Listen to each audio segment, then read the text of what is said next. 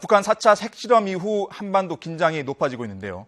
김대영 국방안보포럼 연구위원과 자세한 이야기 나누겠습니다. 위원님, 어서 오십시오. 안녕하십니까. 네. 먼저 오늘 이제 미국의 아주 중요한 전략 자산인 B-52 폭격기가 한반도에 도착했다 이런 소식이 들어왔는데 이 B-52 폭격기 어떤 이 폭격기입니까? 미국은 현재 세 종류의 폭격기를 보유하고 있습니다. 그 대표적인 것은 이제 B-52 폭격기가 있고요. 그다음에 B-1B, 그다음에 B-2 폭격기가 있는데요. 이 가운데 B-52 폭격기와 B-2 폭격기는 전략 핵 공격이 가능한 그런 폭격기로 알려져 있습니다. 그렇기 때문에 이번 비행은 아무래도 북한의 그런 핵실험에 대비해 맞대응한다는 측면에서 이러한 미국의 핵 전력 능력을 과시함으로써 북한에게는 강력한 경고 메시지로 보여집니다. 네, 지금 화면에 나오고 있는 게 지금 B-52 폭격기인데 예, 보통 양옆에 이렇게 전투기를 달고 다니는 건가요? 그렇지는 않고요. 왜냐하면은 그야말로 이제 한반도에 긴박한 상황이 발생하게 되면은 이제 B-52 폭격기가 작전에 들어가게 되는데요. 다만 이 B-52 폭격기는 적의 방공망에 매우 취약하다는 약점이 있습니다. 예를 들어 B-2 폭격기 같은 경우에는 이제 스텔스 기능이 있어서 단독 작전도 가능하지만은 B-52 폭격기는 그런 기능이 없기 때문에 예를 들어서 양옆에 지금 전투기 같이 가지 않습니까? 네. 이러한 전투기들이 공격 편대군을 구성해가지고 먼저 침투를 하게 됩니다. 그러면서 이제 적의 방공망을 와해시키고요. 그 다음에 B-52 폭격기가 진입을 해서 그야말로 적의 중요한 목표물을 타격하는 그런 임무를 맡게 됩니다. 네, 보니까 1950년대부터 등장한 폭격기라고 해요. 예, 그렇습니다. 그래서 오죽하면은 지금 3대가 같이 타는 폭격기라는 별명도 가지고 있는데요. 그러니까 할아버지, 아버지, 아들까지 네. 타는 그런 3대가 타는 폭격기로 알려져 있는데요. 하지만 그렇게 오래됐음에도 불구하고 수많은 전쟁을 거치면서 꾸준하게 성능 개량을 해왔습니다. 그래서 일반인들은 이제 폭격기 하면은 융단 폭격, 이제 일정한 지역에 막대한 양의 폭탄을 쏟아붓는 걸로 생각하시는데요. 현재의 B-52 폭격기는 물론 그런 기능도 있지만은 저 안에 다양한 정밀 유도 무기, 예를 들어 스마트 폭탄을 탑재하고 날아다니면서 그야말로 외과술적으로 핀포인트 공격을 하는 그런 특성을 가지고 있습니다. 지금 보니까 그 벙커버스터라는 폭탄을 탑재했다 이런 얘기가 있던데 예. 이거는 어떤 무기인가요? 벙커버스터는 사실 우리 군도 가지고 있고요. 오늘 같이 비행했던 F-15K도 탑재가 가능한데요. 이것은 지하 밑에 있는 그런 군사 시설물이라든지 아니면은 북한을 예를 들자면은 핵시설 같은 것을 타격하는 무기인데요. 굉장히 무게가 크기 때문에 운용할 수 있는 전투기라든가 폭격기는 매우 제한이 됩니다. 다만 이제 F-15K는 그것이 가능하고요. 그다음에 B-52도 이러한 벙커버스터는 B-52 같은 경우는 더 많은 양을 탑재할 수 있다는 게 특징입니다. 네. 그런데 B-52 폭격기가 왔지만 이게 다가 아닐 것이다. 앞으로도 계속 미국의 전략 자산들이 한반도에 올 것이다. 이런 전망들이 있던데 어떻게 전망하십니까? 예, 그렇습니다. 물론 이제 오늘은 이제 B-52 폭격기가 비행을 하면서 이제 눈에 보이는 그런 전략 자산을 이제 한반도에 전개를 했지만은 사실 눈에 보이지 않는 전력들도 상당히 많습니다. 예를 들어서 이제 한반도 인근 바다에 대기하고 있는 미 해군의 이제 핵잠수함도 그게 가장 대표적인 경우가 될 수 있고요. 이 밖에 이제 글로벌 호크라는 무인 정찰기도 괌이라든지 아니면 미 본토에서 이제 날라와서 또 대북 감시 활동을 할 수 있기 때문에 그런 역량들도 아직까지는 미국이 다 공개하지는 않은 것 같습니다. 네. 그러니까 항공모함도 실제로 올 가능성이 있다 이렇게 볼 수 있을까요?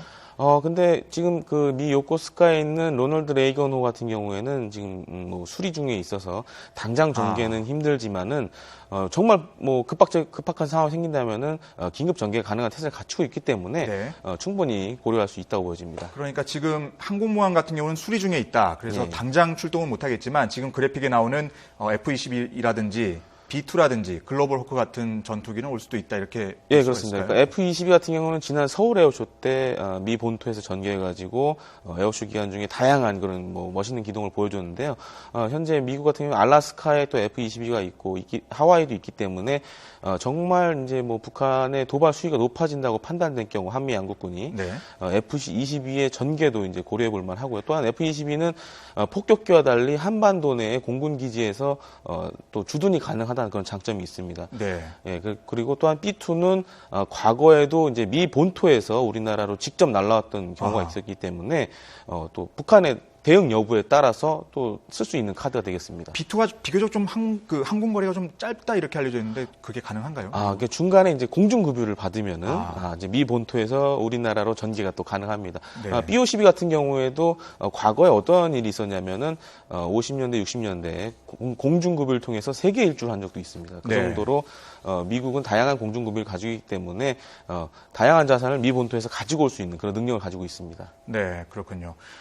지금 보니까 이 한민구 국방장관이 이제 어제 그 미사일 사령부를 순시를 했는데 예. 이 순시 목적 뭐라고 봐야 될까요? 한민구 장관님이 어제 이제 그 미사일 사령부를 방문했는데 미사일 사령부는 사실 우리 군의 그야말로 대표적인 전략 자산 가운데 하나라고 할 수 있습니다. 특히 이제 현무 시리즈, 현무 1, 현무 2, 현무 3까지 이제 다양한 이제 탄도 미사일과 순항 미사일 가지고 있는데요. 유사시에 만약 북한이 국지 도발을 한다거나 아니면 전면전 상황이 발생했을 때 북한의 주요 시설물을 타격하거나 아니면은 지휘부를 또 공격할 수 있는 그런 능력을 가지고 있습니다. 네. 근데 사실 지금 미국에서 전략 자산도 한반도로 오고 뭐 여러 가지 지금 그 대북 방송도 하고 있는데 예. 중요한 건 만약에 그 북한이 도발을 했을 경우에 이런 전략 자산을 실제로 투입을 할 수 있을 것인가라는 거에 대해서 좀 궁금증을 갖고 계신 분들이 있거든요. 그렇습니다. 아까 우리 군이나 이제 한미 연합사 같은 경우에는 북한의 국지 도발에 대비해서 그동안 매뉴얼을 수차례 업데이트를 했고요. 그 가운데 미국의 전략 자산도 포함이 되어 있습니다. 하지만 이제 북한의 도발 강도에 따라서 그런 것들이 이제 순차적으로 투입이 될 것으로 보여지는데요. 오늘 어제 한민구 장관이 미사일 사령부를 방문한 것도 미사일 사령부 같은 경우에는 북한이 만약 국지 도발을 일으켰을 때 그런 국지 도발을 일으킨 지휘 시설을 또 타격하는 역할을 맡고 있습니다. 그렇기 때문에 그리고 또한 이제 미사일 같은 경우에 탄도미사일이나 순항미사일 같은 경우에는 다른 무기 체계와 달리 반응 시간이 매우 빠릅니다. 그러니까 몇 분 안에 결정을 하고 또 발사까지 할 수 있는 그런 시스템을 가지고 있기 때문에 북한으로서는 상당히 도발을 하는 억제하는 효과를 가지고 있다고 보여집니다. 네. 근데 예를 들어서 물론 이건 철저히 가정이긴 하지만 작년 8월 같은 예를 들어서 대북 방송에 대한 포격 도발이 북한에서 있었을 경우에 만약에 지금 같은 경우에 어떻게 대응을 할까요? 예를 들어서 국지전 상황이 발생하게 된다면은 뭐 합참 같은 경우에도 그런 또 이런 작전 계획들이 있는데 연평도 포격 사건과 천안함 폭침 사건을 거치면서 우리 군의 그런 작전 개념이 과거와는 많이 달라졌습니다. 네. 그래서 단순 맞대응이 아니라 아까 반복해서 제가 말씀드리지만은 적의 지휘 시설, 네. 그다음에 지원 시설, 도발 원점까지 다 때리게 돼 있습니다. 네. 그렇기 때문에 북한의 입장에서는 도발을 하는데 상당히 좀 제한적일 수밖에 없는 그런 상황입니다. 그래서 과거 그때 8월 달에도 도발했을 때도 상당히 도발의 강도가 생각했던 것만큼은 강하지 않았다라는 평가들이 있기도 했습니다. 네. 그래서 이게 북한이 이런 전략 자산 때문에라도 섣불리 도발할 수 없을 것이다 이렇게 이제 전망을 할 수 있을 것 같은데. 예. 어떻게 만약에 지금 대북 방송을 하고 있기 때문에 북한도 어떤 식으로든 도발을 하지 않겠냐 또 이런 관측들이 있거든요. 예, 그렇습니다. 근데 그동안에 이제 북한의 도발 추이를 봤을 때는 실제로 우리를 너무 자극하는 형식의 도발은 좀 자제를 해왔습니다. 그리고 만약 도발을 한다 하더라도 우리가 예측하지 못한 시기와 시간에 그런 것을 할 가능성은 높고요. 또 한 가지 이제 우려되는 것이 이제 사이버 공간을 이용한 도발입니다. 예를 들어서 우리 뭐 사실 한국 같은 경우, 우리나라 같은 경우는 대부분이 이제 인터넷이 가장 핵심이 될 수 있는데 또 디도스 공격 같은 것을 감행하게 된다면은 사실 그것을 또 찾아내는데도 시간이 많이 걸리고 주체가 누구냐라는 것도 시간이 걸리기 때문에 그러한 도발을 할 가능성도 충분히 있다고 보여집니다. 네. 만약에 사이버 공격을 했을 경우에 왜냐하면 지금까지는 사이버 공격을 북한이 했음에도 불구하고 우리 군이 직접적인 대응을 하지 않은 걸로 지금 알려져 있거든요. 예. 만약에 북한이 사이버 공격을 했을 때 어떻게 해야 될까요? 사실 뭐 이제 외국 사례를 보면은 뭐 그런 사이버 공격에 대해서 맞대응하는 것도 많은 사례들이 있는데 북한 같은 경우에는 사실 외부 세계와 단절되어 있는 상황입니다. 특히 인터넷 같은 경우에도 내부 인프라망을 쓰기 때문에 사실 공격을 한다는 것 자체가 상당히 어려운 상황입니다. 네. 자, 박근혜 대통령이 이제 좀 예정에 없던 담화를 이번 주에 발표할 것이다 이런 전망들이 나오고 있습니다. 뭐 기자회견도 좀 앞당길 걸로 보이고요. 박근혜 대통령이 이번에 대북 메시지 어떤 강도로 내놓을 걸로 예상을 아무래도 대통령께서 누차례 말씀하셨지만은 핵을 머리에 이고 살 수는 없다라는 얘기를 거듭하셨기 때문에 그만큼 강력한 대북 메시지와 함께 또 다양한 대북 제재 수단도 언급을 하실 것 같습니다. 또한 이제 이런 우리 군의 군사적인 대비 태세에 대해서도 좀 언급을 하실 것 같고요. 하지만 또 한 가지 또 이제 이 주목을 해야 될 것이 이러한 담화를 일찍 한다는 것은 사실 지금 중국과 러시아 같은 경우는 대북 제재의 생각만큼 적극적이진 않은 것 같습니다. 중국 같은 경우에도 핵실험이 일어난 당일날 이제 여러 시사 프로그램들을 이렇게 리서치 해본 결과 결론은 하나였습니다. 육자회담을 다시 하자. 대화로 이 문제를 해결해야 된다.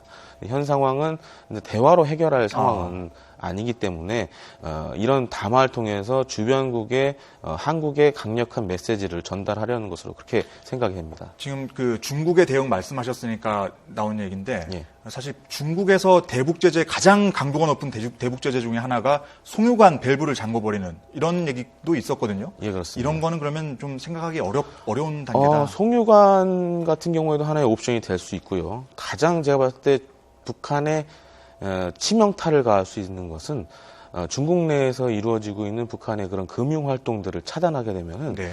사실 김정은 위원장의 뭐 정권 비자금이라든가 이런 것까지도 동시에 차단할 수 있기 때문에 중국으로서는 아직까지는 많은 카드를 가지고 있지만은 당장 이게 중국이 이런 카드를 쓸 수 없는 것이 사실 지금 남중국해 문제로 미중 간에 또 첨예한 갈등이 있고 이 상황에서 자칫 미국의 편을 들었다가는 다른 것까지도 또 엮여버리는 그런 상황이 발생할 수 있기 때문에 중국의 입장에서는 상당히 조심스러울 수밖에 없는 것이죠.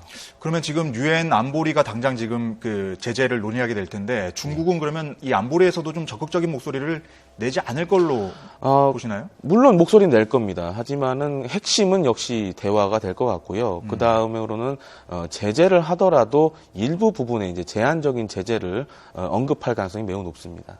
네. 지금 보니까 그 북한의 남청강 무역이라는 이 회사를 지금 주목하고 있는 것 같아요. 예. 북한 제재의 아마 핵심 키워드가 될 것 같은데 이 회사가 어떤 회사고 왜 의미가 있는 건지. 그러니까 북한은 그 뭐 인민무력부 산하라든지 여러 당 산하의 다양한 이제 기구들 이런 사업 기구들을 가지고 있는데요. 그중 하나로 저는 판단하고 있는데 아무래도 예를 들어 대량 살상 무기 제조라든가 아니면 김정은 위원장이 비자금 조성에 그렇게 활용된 회사가 아닌가 싶습니다. 그렇기 때문에 이제 이런 회사를 제재함으로써 어떻게 보면 이제 국제사회가 북한에 대한 압박을 행사하려는 것이죠. 근데 사실 북한이 핵실험을 하면 그때마다 유엔 안보리에서 제재를 하고 이게 계속 반복이 되어 왔지 않습니까? 하지만 예, 그렇습니다. 어떻게 보면 북한이 이제 내성이 생길 만큼 생겼다 이런 얘기도 있거든요. 이번에 이 제재가 이전과 제재와 좀 차별화될 수 있는 어떤 그런 제재가 될 수도 있을까요? 사실 이제 그것을 하기 위해서는 중국과 러시아의 그런 동의가 필수적이라고 할 수 있습니다. 앞서 말씀드렸다시피 중국 내 북한 내 금융 활동만 막더라도 북한은 상당한 타격을 받을 수밖에 없습니다. 왜냐하면 국제사회로부터 예를 들어 공관이라든지 이런 곳으로부터 이제 달러 외화를 이제 입수해서 중국 내에서 거쳐서 북한으로 들어가야 되는데 이러한 루트들을 하나하나씩 차단해 버리게 되면은 북한 정부나 군뿐만 아니라 여러 곳에서 심각한 타격을 받게 되는 것이죠. 네.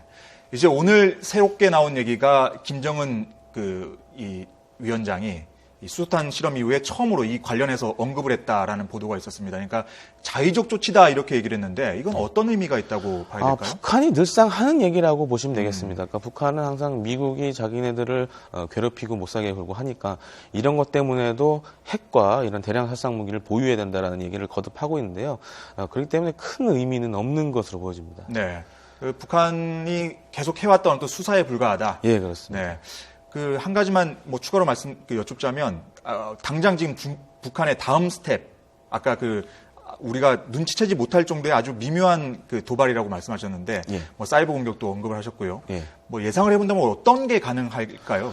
잘하면 지난 8월과 같이 뭐 고사총을 쏜다거나 아니면은 직사포로 사격을 우리 이제 확성기 쪽으로 할 가능성도 있고요. 하지만 현 상황에서 만약에 북한이 그런 도발했을 경우에는 또 우리도 이제 대응을 그에 따라서 맞대응을 하겠죠. 하지만 지금 미국의 그런 오늘 뭐 아시다시피 이제 B-52가 한반도 상공에서 전개를 했고 또 아마 이제 언론에는 공개하지 않겠지만은 지속적으로 초계 비행을 할 가능성이 매우 높습니다. 그렇게 되면 북한 입장에서는 이런 무력 도발을 하기에 든 리스크가 상당히 많다고 할 수 있겠죠. 그렇기 때문에 우리로서는 예상하지 못한 그런 약간 소프트 키를 이용한 그런 도발할 가능성이 매우 높아 보입니다. 네, 이 안보 태세를 어느 때보다 좀 강화를 해야 될 필요성이 있을 것 같습니다. 지금까지 김대영 국방안보포럼 연구위원과 북한 핵실험 이후 정세 이야기 나눠봤습니다. 고맙습니다. 감사합니다.